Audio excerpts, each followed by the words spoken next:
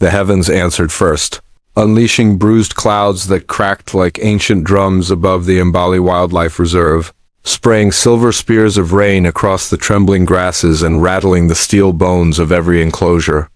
In that shuddering moment, the whole sanctuary seemed to gasp as one vast, living lung, till even the air held its breath, pregnant with fear and the promise of a miracle. For the soul of every living thing is in the hand of the Creator, and the breath of all humankind rests there too. Whispered something older than language, twining itself through the roar of the wind, binding beast and guardian alike in a secret covenant of survival. Down in the lower paddock, lightning flared like camera flashes at a red carpet premiere, illuminating Coda the orphaned grizzly cub still small enough to curl inside a ranger's coat huddled beneath a fallen fever tree log, his singed paws raw and trembling, his every whimper a question to the storm. Will anyone come? Across a moat of tangled brush and electrified wire, Munu the ex-circus silverback stood upon a moss-slick rise, rain carving rivers through the scarred roadmap of his broad chest. For 17 lonely years he had carried the weight of chains that no longer existed, chains woven from memory and mourning. Yet tonight a different fire surged in his dark amber eyes, the unspoken vow that no innocent would perish on his watch again. At the far end of the reserve, 2 adolescent hyenas, cunning ghosts slinking in the cyclone's shadow after breaching their own compound, picked up Coda's scent, noses twitching like candle flames seeking a wick. They padded forward with mock casual menace, jaws parted in hungry smiles, confident that the storm had handed them a helpless souvenir. In the operations shack, drenched staff hammered uselessly at flickering monitors while radios crackled. No ground access for 10 minutes, gates down, storms up, a verdict colder than the sleet that rattled corrugated roofs. 10 minutes. Might as well have been 10 lifetimes. Yet somewhere between thunderclaps the world pivoted on a single pulse, Munu's massive hand curling into the wires of his fence, feeling for the weakness he had mapped night after night beneath the indifferent stars. With a detonation of primal resolve rage fused to compassion, he ripped metal from its moorings, the scream of tortured steel drowned by a bellow that rolled through the reserve like a freight train of destiny. Cameras caught him then, a 400-pound shadow hurtling sodden earth, fists pounding mud into molten splashes, each stride an exclamation that rewrote every field guide ever penned about guerrilla behavior. The hyenas froze in mid-prowl, ears pinwheeling toward that prehistoric trumpet, but instinct flickered too late. Munu collided with the first predator in a cyclone of fur and muscle, flinging it into a thorny euphorbia wall so violently the very thorns seemed to gasp. The second hyena lunged, jaws seizing the silverback's flank. Blood blossomed black in the rain, but pain only deepened the oceanic growl that rumbled from Munu's cavernous chest. He seized the attacker by the scruff, muscles cording like braided cables, and slammed it into the sodden earth with a thud felt in the bones of every trembling onlooker. And then silence, the kind that sucks every echo from the universe. Munu turned, shoulders heaving like anvils beneath the storm's hammer, and softened, lowering his colossal form so his silhouette became a shelter. Not a threat, Kodo, mud-matted and terrified, peered from behind the log. His burned paws quivered, yet some invisible thread woven of courage, orphan's loneliness, and that ancient verse about shared breath, pulled him forward. Inch by inch he pressed against Munu's side, nose burrowing into rain, drenched fur that smelled of forest myths and fires long extinguished. Security cameras streamed the impossible tableau into millions of stunned living rooms within hours. Birthing hashtags that pulsed across continents, igniting hope in cities where hope had been rationed for years. But on the ground, in the eye of the tempest, only 2 hearts mattered, one tiny, beating like a sparrow's wing, and one thunderous, echoing a drum older than mankind. Munu cradled the cub with an arm the size of myth itself, lips parting in a rumble gentler than dawn, and the cub responded with a whine that slid into a purr proof that even scorched paws can learn to trust again. Rangers reached them at last, dart guns ready yet unused, because the scene before them stole every word except tears. They watched the gorilla carry the grizzly toward the veterinary bay, each step deliberate, as though he tread holy ground. In the hush that followed, the storm broke apart into shy fragments of drizzle, and the sunbeam pierced the cloud wall like a benediction, gilding gorilla and bear in molten light. Blessed are the merciful, for they shall receive mercy, breathed the wind through broken fences and mended hearts alike. And somewhere, perhaps in every soul that clicked like or shared the clip or simply whispered wow, a new conviction sprouted, that the gulf between species is as fragile as a raindrop, and just as easily bridged by a single, fearless act of love. In a quiet clearing still soaked from the storm's retreat, something ancient stirred not the chaos of predator and prey, but the silent echo of a bond more powerful than instinct, more sacred than any rulebook. There, under the golden hush of a post-rain African sky, a gorilla sat bloodied but whole, and a bear cub slept beneath his arm, small enough to disappear inside the curve of that massive chest. The righteous care for the needs of their animals, but the kindest acts of the wicked are cruel, whispered the earth through rustling leaves and broken fences. When the handlers arrived 6 long minutes after the last hyena had vanished limping into the southern scrub, they didn't rush in. No one shouted, no tranquilizers were raised, no urgency crackled over the radios. Instead, they stood motionless, at the edge of the scene, their boots sinking quietly into the mud, their hearts caught in their throats. Because what they saw wasn't a rescue, it was reverence. Munu didn't growl. He didn't puff his chest or beat his fists. He simply looked at them calm, wounded, his eyes flicking toward every step with a silent message, not yet. He's still under my protection. And nestled beneath his protective arm, Kota slept, the rise and fall of Munu's breath lulling him in the only peace he had ever known since the fire that took his family, veterinarian Maya Danso, a woman who had devoted 2 decades of her life to understanding the language of gorillas, stepped forward slowly, barely breathing. She had seen Munu angry, she had seen him withdrawn, but this gentle defiance, this unwavering guardianship was something else, something holy. "He won't hurt us?" she whispered into her shoulder radio. "But we don't touch the cub, not unless he lets us," and so they waited. An hour passed, then 2. The sky cleared and the trees exhaled mist into the light. Birds returned, timid chirps rising from branches still dripping with rain. Munu never moved. He sat upright, his breaths long and deliberate, as though willing the pain away with every inhale so the cub wouldn't feel it. At one point, Kota shifted in his sleep, letting out a faint grunt, and nestled even closer into the gorilla's side. No one spoke. No one dared. But every heart watching from the tree line broke open that day, because they saw it not instinct, not confusion, but a choice. And then, as if to make it undeniable, Munu began to groom him, gently, purposefully, with fingers made for strength but now acting as instruments of healing. He cleaned debris from the cub's fur, working carefully around his ears and down his spine like a father once did for the family he had lost. The cub flinched at first, a soft whimper escaping him, but then his body relaxed completely.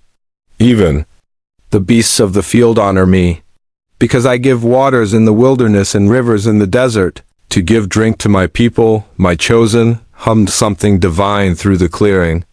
That night, Maya made the decision. Set up a safety perimeter, no sedation, no separation, he's chosen that cub. We are not taking it away. For 2 days they remained together like that. Side by side, protector and orphan. Each day, the staff brought fresh water, fruit, long-distance antiseptics. Munu allowed them near, but only if the cub remained within sight. He tolerated the pain, the bandages, the injections masked in banana mash, but never let the cub leave his reach. Kota, once shivering and silent, began to heal. He limped still, but he ate. He played in short, clumsy bursts.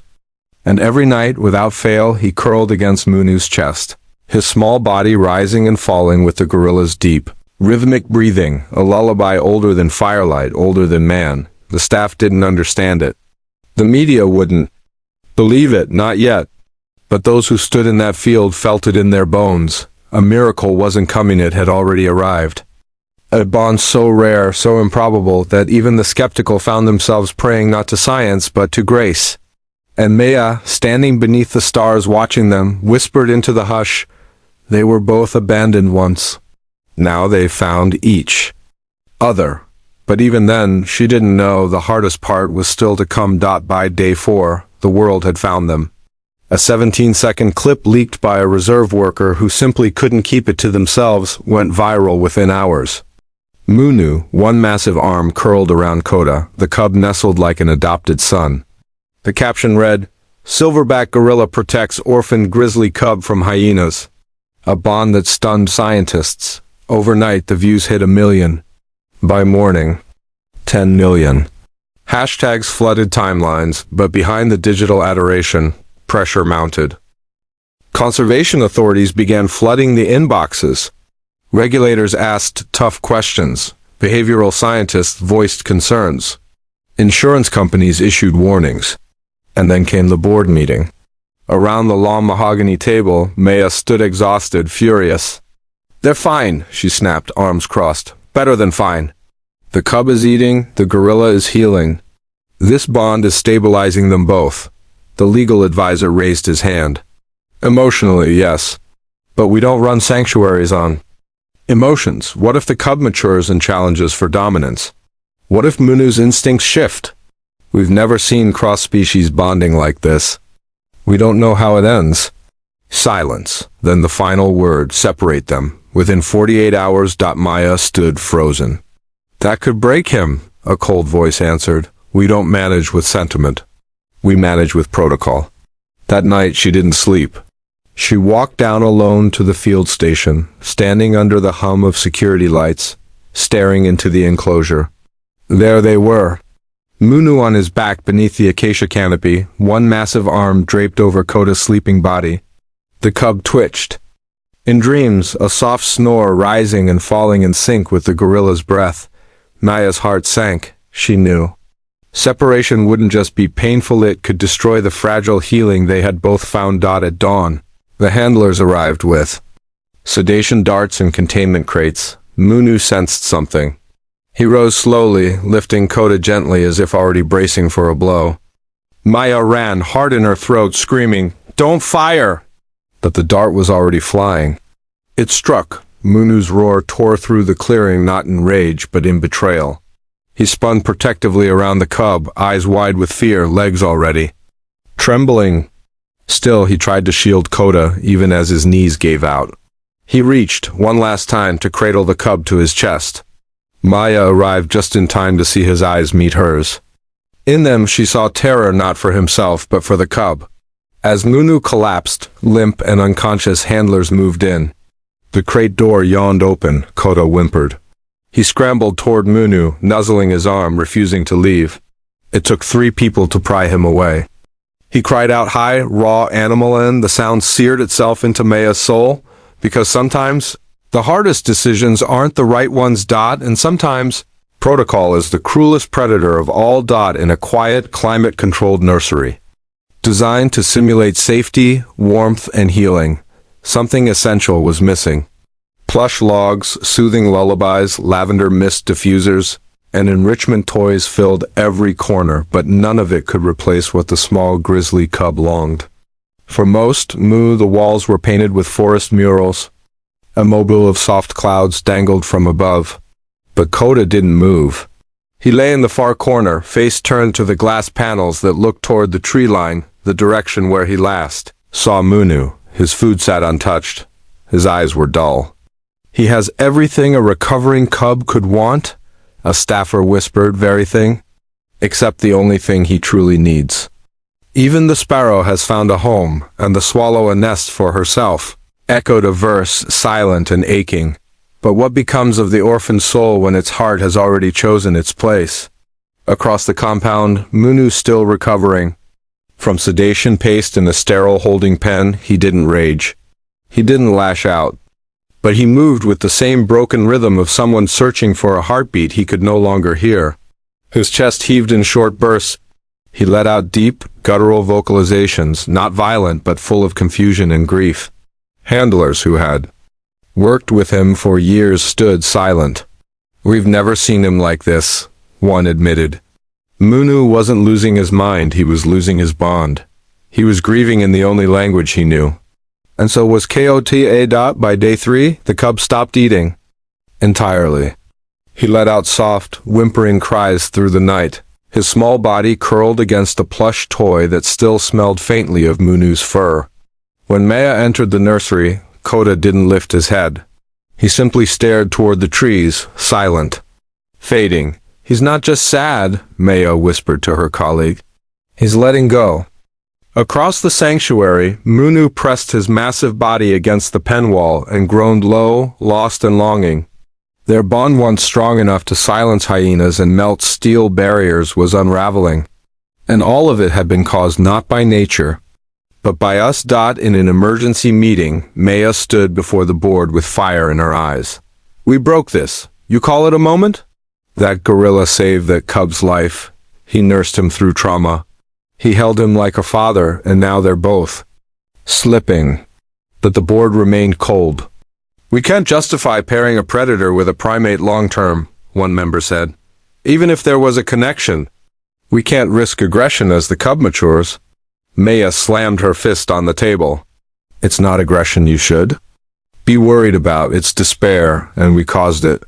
That night she did what the protocol manuals warned against. She overrode the gates. For just 10 minutes under full surveillance, she ordered the connecting path between Munu's pen and the nursery to be opened. "If it's a mistake," she said, "we'll stop it. But if it's not, we owe them this." The gates clicked. The air stilled. Kota sniffed the breeze. Then he ran, his tiny paws pounding across the soft earth, nose high, his heart leading him through instinct older than fear. Across the compound, Munu turned. He froze, the moment he caught the scent. He lifted his head and waited. And when Kota came into view, mud-streaked, frantic, desperate, the cub let out a sound that no one on staff had ever heard before. It was a cry, not of pain, but of fondness. And Munu dropped to his knees as if gravity itself had let go. He opened his arms and Kota hurled himself into that massive chest. Munu let out a low, vibrating rumble, not a warning, not a threat, but the kind of sound one makes when the world finally makes sense again. The staff wept. They watched from the security cameras, through observation glass, through blurred vision. Some fell silent, others clutched each other. No one could speak, because they knew this wasn't curiosity. This wasn't confusion. This was love, a father, a son, and a reunion that should never have had to happen. Maya didn't say a word. She sat in the grass, knees to her chest, and watched a silverback rock a bear cub to sleep under the fading pinks of the African sky. A father to the fatherless, a defender of the vulnerable, is God in his holy dwelling, hummed the stars above. And in that clearing, the holy was suddenly tangible. The reunion video leaked online. This time, no one cared about permissions. A silverback gorilla, arms wrapped around a baby grizzly, swaying gently like a lullaby. It wasn't just viral, it was a seismic shift. They trended globally, but not everyone was celebrating. The Embali Reserve Board came under fire, not only from the public, but from regulators, sponsors, global agencies. Maya was summoned. "You've made us vulnerable," the director said. "One wrong move, one instinctual shift, and everything we've built crumbles. If you push this, you're going against every safety protocol." Maya stood tall, gaze unshaken. "Then maybe it's time to rewrite what safety really means. Because if we ignore this bond, we're denying the very thing we're supposed to protect." The reserve issued a public statement. Under strict monitoring, Munu and Kota will be allowed supervised cohabitation for the purposes of emotional health and ethical research. This is not precedent. This is for them.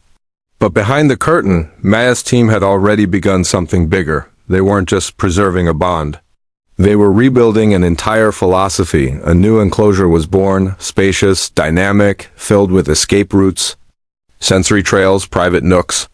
Every tree, every pool, every path designed for one purpose. Let them choose each other. And they did. Day after day, Munu taught Kota how to stack enrichment crates, how to forage, how to splash water in the shallow streams like it was a game. Kota followed him like a shadow, clinging to his back, mimicking his every move. The cub, who once whimpered alone, now roared with joy beside his guardian. Every evening they curled beneath the same fig tree, and that place, once a sanctuary of silence, became a home echoing with the sounds of healing, until one morning, everything changed. Munu didn't rise. He lay still, breath shallow, eyes clouded. Maya was called in.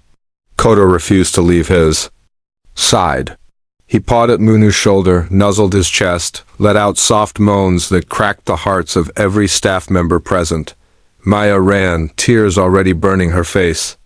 Munu's eyes fluttered open. He looked at her, then at Kota. Then, with one final act of strength, he reached out and gently pushed the cub away, whispering a goodbye without words. "Go on now. You're strong enough." "Not now," Maya begged.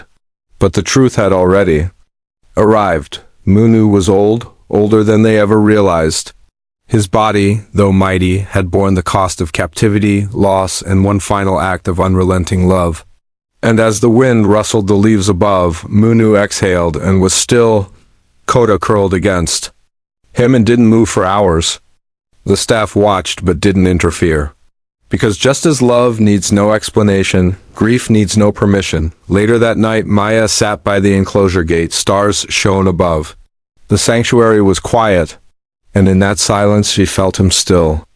Not gone, just passed on. Weeks drifted by. Kota, now stronger, more assured, wandered the new habitat with gentle purpose. He didn't run from handlers. He didn't growl like the other cubs.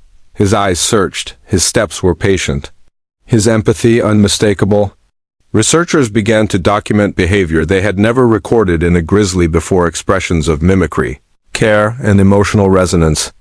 From Munu, a plaque now stands beneath the tree they once shared, in memory of Muntu, protector, father, friend. Visitors come not to gawk, but to witness compassion unbound by species. On the anniversary of the rescue, Maya stood at the ridge, overlooking Kota's new domain, acres of freedom, and the newly founded Muntu Institute for Interspecies Emotional Research. Behind her, a documentary team finished filming. The narrator's voice played softly. He was never meant to be a father. He was never meant to care for a predator. But when no one else would act, a gorilla reached through fear, through instinct, and chose love instead. And every morning now, Kota pauses beneath that tree, places one paw gently on the plaque dot, and then moves on, because sometimes love doesn't need to last forever to last forever. If this story touched your heart, subscribe to our channel, like this video, and share it with someone who believes in the wild power of love. Real courage isn't about strength. It's about choosing compassion when the world expects fear.